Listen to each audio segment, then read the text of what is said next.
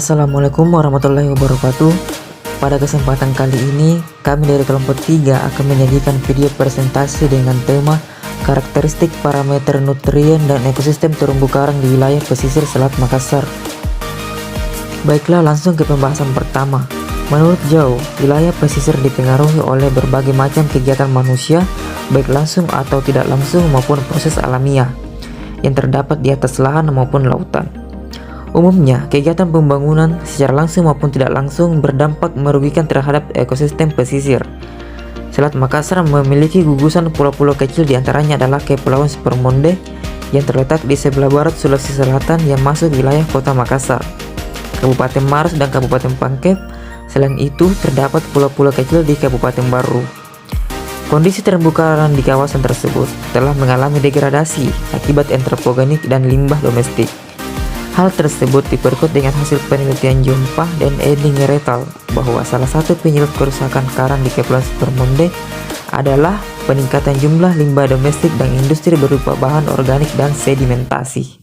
Hasil interpretasi citra satelit oleh DKP Provinsi Sulawesi Selatan bahwa kondisi terumbu karang di Pulau Paniki yang meliputi karang mati seluas 21,57 hektar dan karang hidup seluas 310,6 hektar. Faisal dan Jompah DKP melaporkan bahwa kondisi ekosistem terumbu karang di Supermonde terdiri atas 4 kategori, yaitu sangat bagus sekitar 2%, kondisi bagus 19,24%, kondisi sedang 63,38%, dan kondisi rusak 15,38%. Kerusakan terumbu karang juga terjadi di Kepulauan Supermonde, khususnya Pulau Barang Lompo. Pulau Barang Lompo memberikan kontribusi tinggi terhadap masyarakat. Sebagian besar mata pencariannya bergantung pada perairan dangkalnya. Oleh karena itu, informasi tentang karakteristik nutrien dan ekosistem terumbu karang, khususnya di Kabupaten Baru dan beberapa pulau di Kepulauan Supermonde, Selat Makassar, diperlukan untuk membantu stakeholders dalam menyusun perencanaan pembangunan pulau-pulau kecil.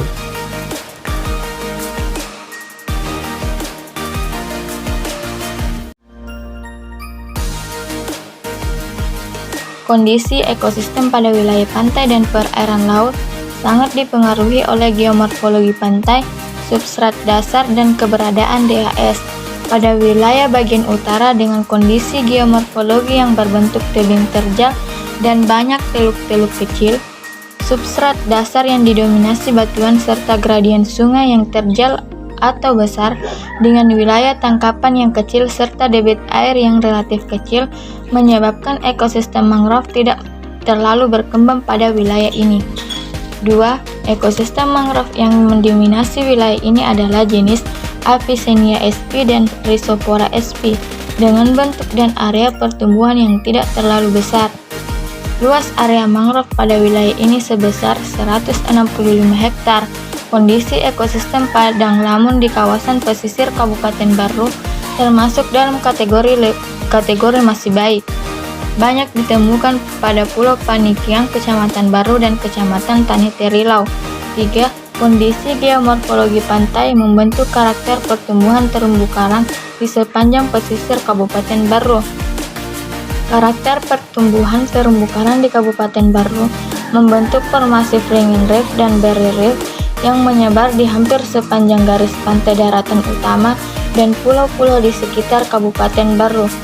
Berdasarkan hasil identifikasi terumbu karang pada 5 titik stasiun menunjukkan kondisi terumbu karang di Kabupaten Baru masuk dalam kategori sedang. 4. Chazotes dan Reichmer tahun 2008, Costa Jr. et al. Ekosistem terumbu karang rentan terhadap pengaruh pencemaran dari daratan tahun 2006 menemukan bahwa kematian karang di Teluk Bahia berhasil ditemukan oleh aktivitas manusia di daratan, khususnya akibat pengaruh eutrofikasi yang memicu perubahan komunitas dari karang menjadi alga bentik yang disertai dengan peningkatan klorofil dan peningkatan kelimpahan hewan filter feeder.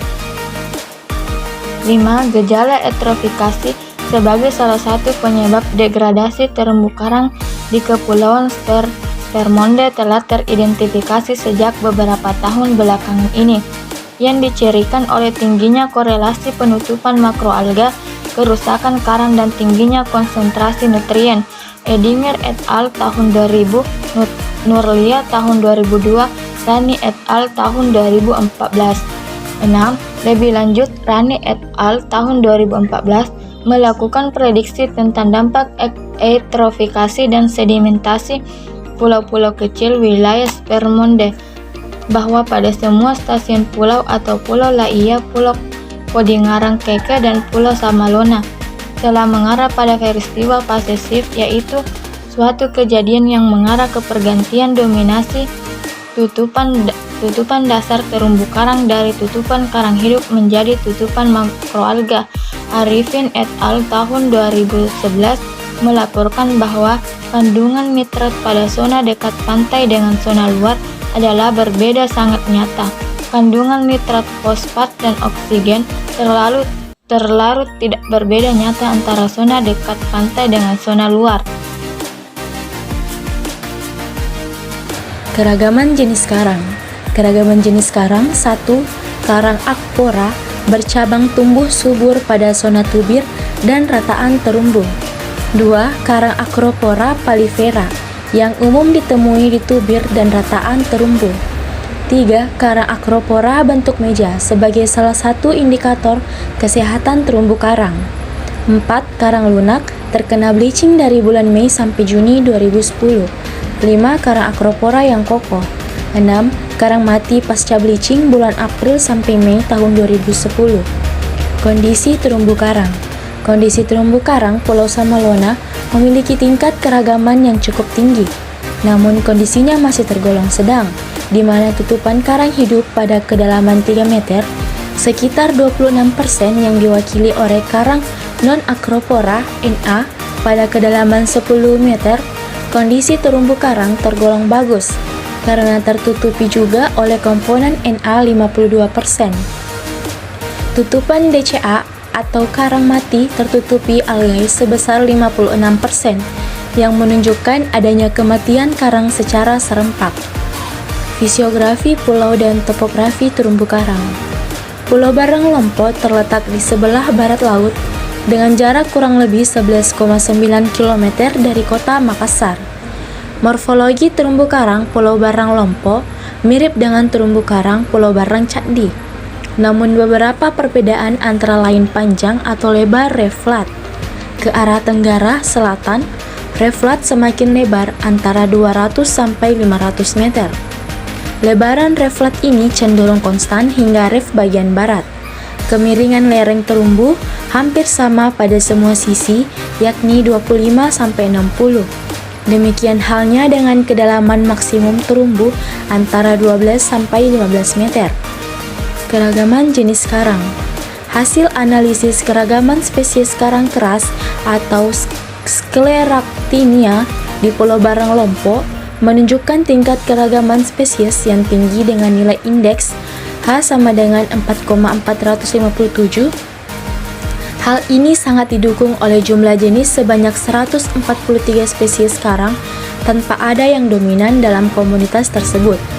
Indikator kestabilan komunitas terumbu karang dinilai dari indeks keseragaman yang mendekati angka 1 atau 0. 921.358 menunjukkan komunitas dalam kondisi stabil. Sementara itu, menurut Nurdianti tahun 2000 melaporkan nilai indeks keragaman biota di Pulau Barang Lompo tergolong pada keragaman kecil hingga keragaman sedang, berkisar antara 0,793 sampai 2,40. Nilai indeks keseragaman biota pada setiap lokasi bervariasi dari yang tergolong kecil sampai tinggi dengan nilai berkisar antara 0,296 sampai 0,634. Dominansi di Pulau Barang Lompo termasuk pada dominansi kecil. Tidak ada jenis karang yang dominan. Nilai indeks dominansinya berkisar 0,007 sampai 0,137. Jenis-jenis karang di Pulau Barang Lompo, Spermonde Selat, Makassar. Yang pertama, karang meja Acropora dan Porites massif.